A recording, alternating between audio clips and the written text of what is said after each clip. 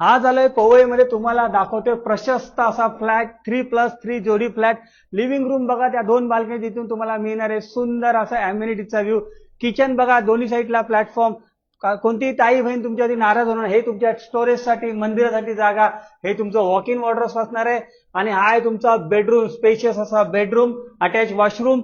आता आपण बघूयात अजून एक बेडरूम. जो बेडरूम आहे पुन्हा एकदा स्पेशियस, कोणती ताई बहीण नाराज होणार नाही, कारण की त्यांच्यासाठी आहे वॉक इन वॉर्डरोब. पुन्हा एकदा वॉशरूम, अटॅच वॉशरूम.